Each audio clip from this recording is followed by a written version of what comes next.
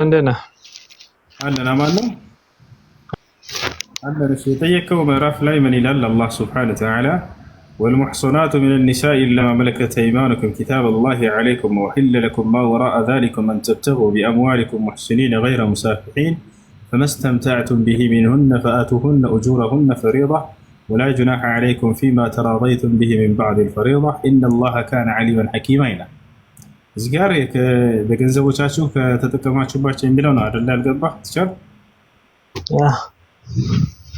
እዚያው ላይ ምን ይላል? መህሮቻችሁ ቢሆን አይሻልም? ሱራውን ገልጸህ እሱን እንደዛ ላድርግልህ።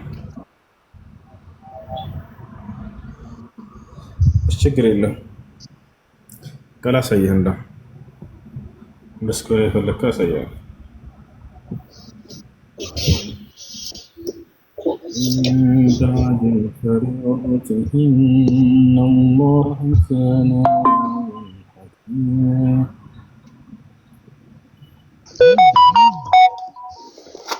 أشياء يتهيأ له دل هنا وقدر هنا ምን ይላል?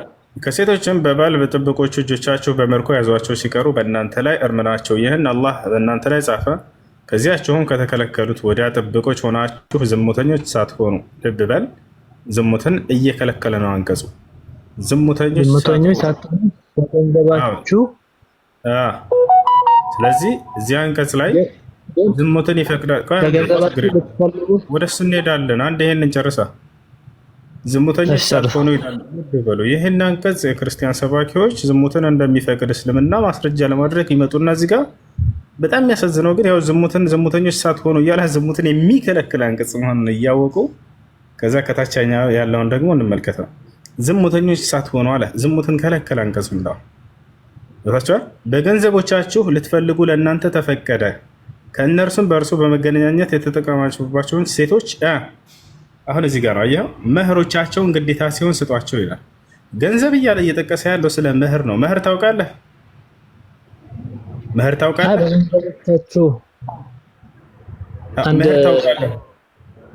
እዚህ ጋር በገንዘቦቻችሁ ልትፈልጉ ለእናንተ ተፈቀደ ማለት ምንድን ነው? እዚህ ጋር ሲያስረዳኝ እኮ እዚሁ ጋር እያስረዳህ ነው። እሱ መህር እያለ እየተናገረ ነው። መህር ማለት ጥሎሽ ማለት ነው።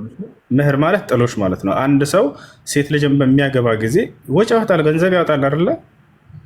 ቅድመ ስጦታ የሚባል ነገር አለ። ያንን ለማለት ነው።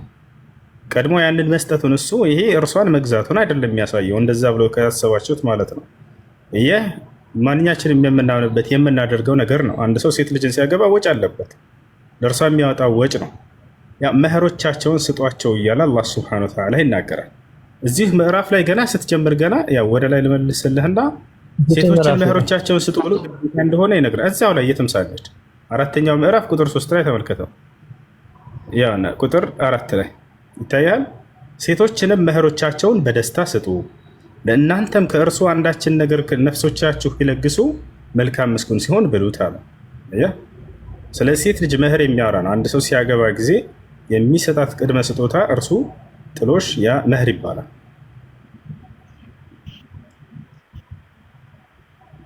እየተማው ነው። እንደዛ ለማለት ነው። ግን እኮ ዝሙት የማይሆነው ገንዘብ ወይንም ደግሞ የሚሰጠውን ስጦታ ካልሰጣችሁ ነው እያለ ያለው የገለጸ ያለው ማለት ነው።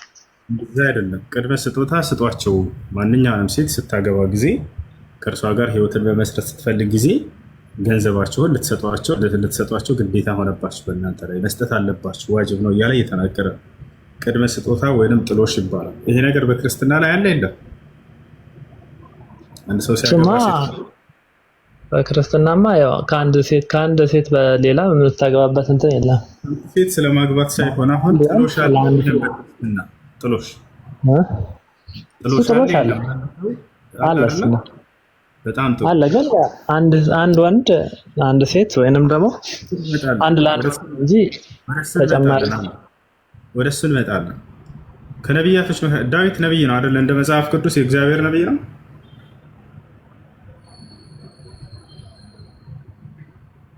ማትስ ሜታናንሰው ዳዊት ነብይ ነው አይደለም?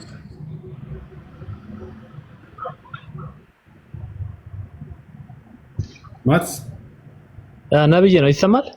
በጣም ጥሩ እሺ፣ ነብይ ነው ዳዊት የእግዚአብሔር ነብይ። ሜልኮልን ሲያገባ ጊዜ የጣለው ጥሎሽ ወይንም ማጫ ምን ነበር?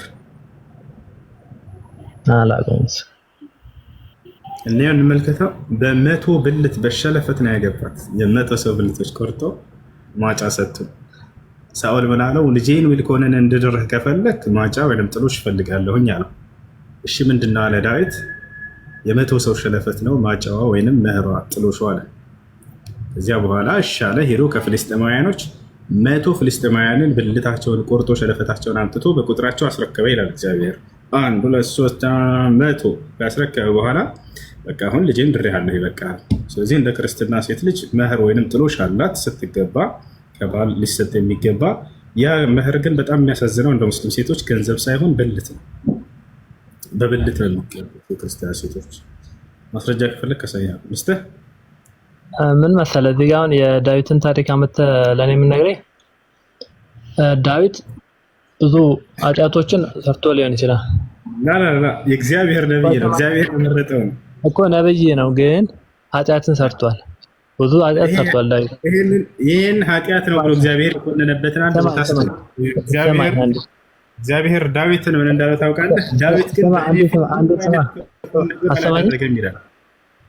እሰማለሁ ፈርሽ ኃጢአትን ሰርቷል፣ ግን እግዚአብሔር በንስሐ ደግሞ እግዚአብሔር በጣም በንስሐ ስለሚመላለስ እግዚአብሔር ደግሞ የእሱን ንስሐ ይቀበላል። እሺ ይሄን በመስራቱ የተጸጸተበት ይሄን በማድረጉ የመቶ ሰው ሸለፈት ቋዳም ሸለፈት በመቁረጥ የተጸጸተበትና እግዚአብሔር ይቅር ያለበትን ስጠንሽ ማስረጃ እንደ ልብ ያለው ራሱ ቅዱስ ዳዊትን እግዚአብሔር በጣም ከልቡ አዝኖ እግዚአብሔርን ስለሚጸጸት ከጸጸቱ ደግሞ እግዚአብሔር ቶሎ በንስሐ እንዲመለስ ስለሚያደርግ እንደ ልቤ ብሎታል ቅዱስ ዳዊትን ማለት ነው። ግን የእናንተ መሐመድ ቆይ ሄሎ የዳዊትን ጨርስና ስለ መሐመድ ሰለላሁ ዐለይሂ ወሰለም ትጠይቀናለህ። ዳዊትን እግዚአብሔር የመቶ ሰው ሸለፈት ቆርጬ በማግባቴ ብሎ የተጸጸተበትን ቦታና እሺ በቃ ምህረት አድርጌለታለሁ ብሎ እግዚአብሔር የተናገረበትን ንስሐ የተቀበለበትን አንድ ጥቅስ ስጠኝ። የለም ገብቶሃል አይደለ? ካለ አለ ብለህ ይሄን መስጠት ትችላለህ። ዳዊት ግን ሴት ልጅን ሲያገባ ጊዜ ያው በምን መልኩ እንዳገባ ሲናገር ዳዊትም ወደ ሳኦል ልጅ ወደ ኢያቡስቴ በመቶ ፍልስጤማውያን ሸለፈት ያጫሃትን ሚስቴን ሜልኮልን ስጠኝ ብሎ መልክተኞች ሰደደ ይላል። ሴት ልጅ የምትታጨው እንደ ክርስትና በሸለፈት በብልት አንተ ይሄኛ ባይዜ ክርስትና መራ አይደለም ወይ ነብይ ነው አይደል? እግዚአብሔር ለምንድን ነው ያከለከለው? እኛ ክርስቲያኖች የቅዱስ ዳዊትን የቅዱስ ጳውሎስን አስተምሮ ወይንም ደግሞ በአዲስ ኪዳን ያለውን አስተምሮ ነው የምንወስደው። የጳውሎስ ተከታይ መሆናቸውን ወላሂ ተናገሩ። አይህዝና ነብያትን አይከተሉም፣ ግን ጳውሎስን ይከተላል። መሐመድ ግን ብዙ ቦታ ላይ የእናንተ ጦጣ። ስለዚህ እንደ ክርስቶስ ሴት ልጅ በእስልምና ይሄ ገንዘብ እያሉ ምናምን ካመጡላችሁ ቀጥታ ይሄን ጥቅስ ስጧቸው። እኛ መህር አላት ሴት ልጅ እንደ እስልምና በገንዘብ ብሏል። ገንዘብ ሲል ብር ብቻ አይደለም፣ ማንኛውም ንብረት ሊሆን ይችላል። ይቅር ማለት ሁሉ ትችላለች። ያንን መህር ተቀብለው በቃ ከፈለክ ከብላ ለድሃ መስጠት ትችላለች እንደፈለገች። እንደ ክርስትና ግን ይሄን ምዕራፍና ቁጥር የያዙት የእግዚአብሔር ነብይ የሆነው ዳዊት ሴት ልጅን ያጨው ያገባው በምንድን ነው? በብልት ነው፣ በሸለፈት።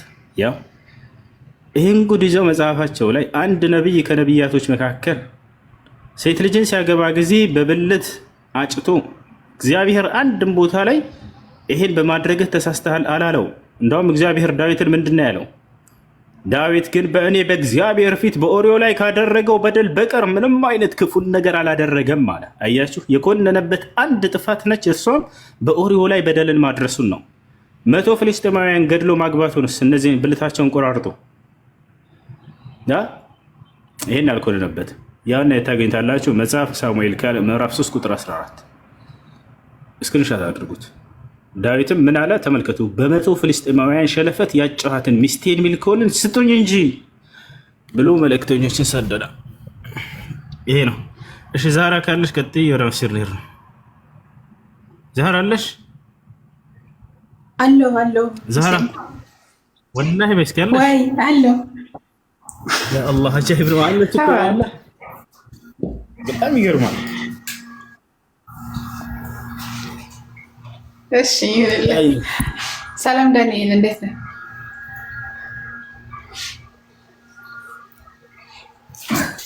ሰላም እንዴት ናችሁ?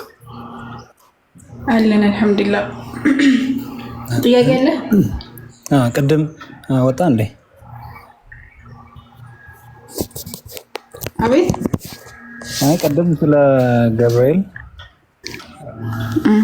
ሆሊ ስፒሪት ወይም ደግሞ መንፈስ ቅዱስን ነው ገብርኤል ትሉት የሚለውን ነገር እዚህ ለዛ ነው የገባሁት። እሺ ቁርአን 16 ተቃውሟለሽ? አይ እኔ ማውጣት የምችል ማውጣት ከቻልክ አውጣና አንብብልኝ። ወይም አንብበው ችግር የለውም። እንደዚህ አንብበው ችግር የለውም። ቆይ ትንሽ አማርኛው ለምን መሰለሽ? እሺ አንድ ጥያቄ ልጠይቅሽ። ሩህ ወይ ደግሞ ሩሃና ማለት ነው? ሩህ ማለት መንፈስ ማለት ነው። ሩሃናስ? ሩሃና ይባላል እንዴ? ይባላል እንዴ ሩሃና? ሩሃና የኛ መንፈስ እንደማለት የኛ ሩሃና የኛ ለማለት እንጠቀመዋለን። እሱ ላይ ሆነ ምንድነው አረብኛ ቁርአኑ ላይ መንፈሳችን እንደማለት ገብቶኛል። እንግሊዝኛ ስለሆነ ያለኝና ለዛ ነው አማርኛ የለኝም። እሺ ምንድነው ጥያቄ እዚህ ላይ 16 ላይ አንዴ ቆይ ማለት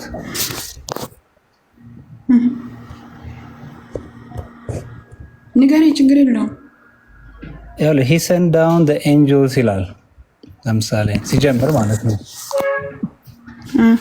he sent down the angels with revelation ይላል። እናንተ እንግሊዝኛውን ስትተረጉሙት revelation ነው፣ ግን አረብኛው ጋር ሩህ ነው የሚለው። ኦኬ ስለዚህ እዚህ ላይ አላህ ኤንጀልን ሲልክ ከሬቪሌሽን ጋር ይላከው ይላል። ግን ሬቪሌሽን የምትለው ቃል እንግሊዝኛ ወይም አማርኛው ሌላ ነች፣ መገለጥ ነው የሚለው። ግን ትክክለኛ አረብኛ ቃሉን ስናየው ለምሳሌ በቮይስ ላድርግልሽ። ገባኝ ጥያቄ ገባኝ። አረብኛ ትችላለሽ? በደንብ ገባኝ።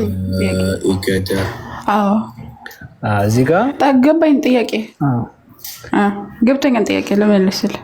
እሺ ስለዚህ ቁርአን ሩህ ተብሏል ማለት ነው። ቁርአን ሩህ ተብሏል ወይ መንፈስ ተብሏል ወይ ነው ጥያቄ? ነው ገብርኤል መንፈስ ቅዱስ ነው። አዎ በቁርአናችን ቆይ ለመልስልህ ዳንኤል እና ከዛ ካልገባት ትጠይቀኛለህ። ቁርአን ላይ መንፈስ የሚባለው ነገር ለብዙ ነገር ገብቷል። የመጀመሪያው ለመላእክቶች ገብቷል። طيب ለምሳሌ ጅብሪል ሩህ ተብሏል። ሁለተኛ ደግሞ ለኛ መንፈስ ለኛ ሩህ ወይም ደግሞ ለኛ ነፍስ እሱም ሩህ የሚለው ገብቷል። ሁለት በል። ሶስተኛ ደግሞ ለቁርአን ብሏል። ሶስት በል። ስለዚህ መለኮታዊ ራእይ ያለ ስብሐነ ወተዓላ መለኮታዊ ግልጠተ መለኮቱ ቁርአን ሩህ ሊባል ይችላል ወይም መንፈስ ሊባል ይችላል። ሁሉም ግን እንዳገባቡ ይለያያል። ስለዚህ አማርኛው ላይ ግልጠተ መለኮት ብሎ ቢንተን ቢለው ችግር የለውም። ለአንዱ ያን ግልጠተ መለኮት ሩህ ስለተባለ ማለት ነው። እንዳገባቡ ይለያያል። ባይብል ላይም እንደዚህ ነው። በነገራችን ላይ ባይብል ላይ አሁን ብትመለከት ባይብል ላይ ለርኩስ መንፈስም መንፈስ ብሎ ነው ያስቀምጠው፣ ለእግዚአብሔርም መንፈስ ብሎ ነው ያስቀምጠው፣ ለሰው ሩህም መንፈስ ብሎ ነው ያስቀምጠው። ለሁሉም መንፈስ ብሎ ይገባል። ግን ሁሉም እንዳገባቡ ይለያያል። መላእክቶችም መናፍስት ተብለዋል። ግን መንፈስ የተባለው እግዚአብሔርና መናፍስት የተባሉት ወይም መንፈስ የተባሉት መላእክቶች አንድ ናቸው አትለኝም። ሁሉም ይለያያል እንዳገባቡ እንዳአውዱ።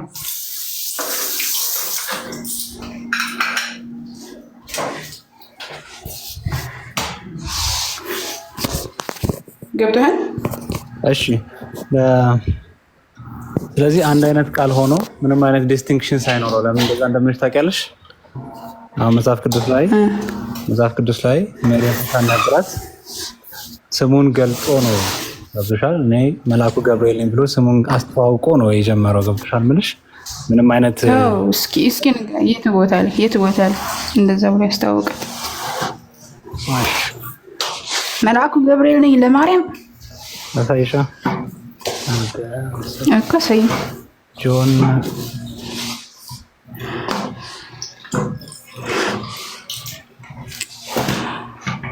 ያው የኔ ከተመለሰልኝ ቀለብ ወደ ቀጣይ እንሄዳለን። አንዴ የኔ ላሳይሽ እና ክርስቲያኖችን አስገባሉ ምናምን። እሺ ሉቃስ 1:19 እስቲ ማውጣት ከቻልሽ አንብበውሽ።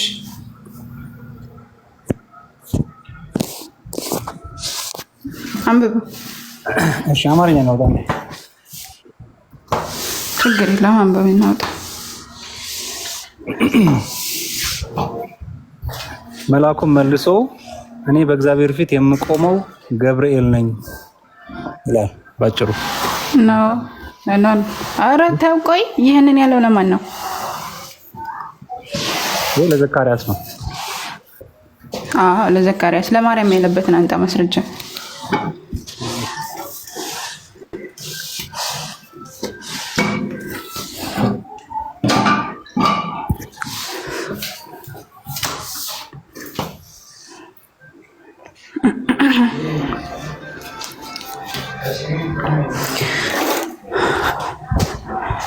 በነገራችን ላይ ቁርአን ላይ ግን እኔ ገብርኤል ላይ ብሎ ነው የነገራት። ቁርአን ላይ አለ።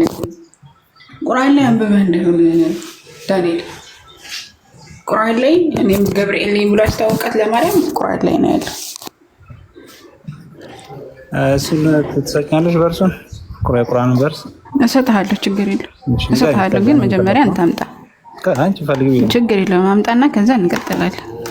አምጣ መጀመሪያ አንተ ሰላልክ አምጣና ከዛ ወደ ቀጣይ እንሄድ።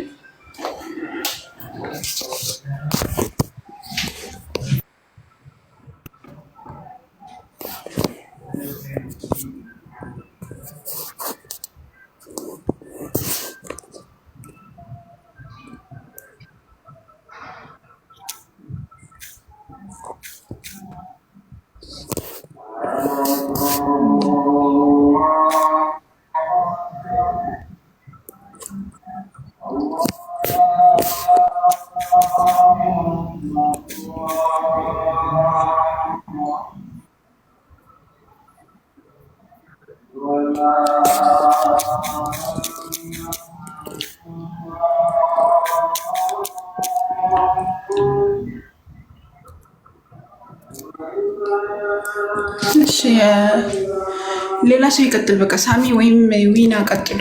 ከዛው እሱ ፈልጎ እስከሚመጣ ግን የለም። እሺ ባትፈልገው አሪፍ ነው። እንደኔ ያው እመክራለሁ። እንደዛ የሚል ነገር የለም። እሺ ሉቃስ ላይ ሄድ፣ ማርቆስ ላይ ሄድ፣ ለማርያም እናንተ ጋር ያለው እኔ ገብርኤል ነኝ ብሎ አንድን ቦታ አስታውቃት አያውቅም። አንድ ቦታ አላስታወቃትም። ስህተት ነው። እሺ ግን አውጣልሻለሁ፣ ችግር የለውም። እስከዛ ግን እናንተ ጋር ያለው ሩህ የሚለው ነገር እንደየአገባቡ ነው ብለሽኛል። ቃሉ ሳይቀያየር ማለት ነው። ኧረ አታውጣውም፣ ተው አታውጣውም። አዎ ቃሉ ይቀያየር። ባይብል ላይም አለ ተመሳሳይ። ይሄ ለርኩስ መንፈስም መንፈስ የሚለው ነው ያለው፣ ለእግዚአብሔርም እግዚአብሔር መንፈስ የሚለው ነው ያለው፣ ለመላእክቶችም መንፈስ የሚለው ነው ያለው፣ ለሰዎቹ ሩህም መንፈስ የሚለው ነው ያለው። ግን አገባቡ አውዱ ጋር ይለያያል ነው ገብቷል። ስለዚህ መንፈስ የሚለው አገባቡ ይለያያል፣ እንደ አውዱ ይለያያል። ቁርአን ላይ ተመሳሳይ የሆነ ነገር ያንን መንፈስ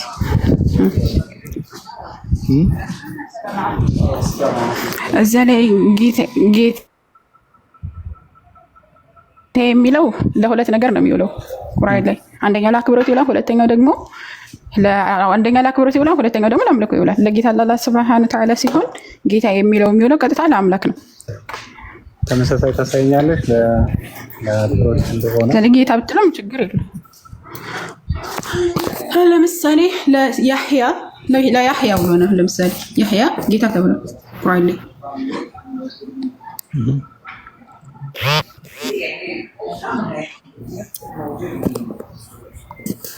ለያህያ ብሏል። ለሌሎችም ብሏል። እንትና ማን ነው የሚባለው? ዩሱፍ አለይሂ ሰላም ራሱ አሳዳሪው ጌታዬ ብሎታል። አሳዳሪው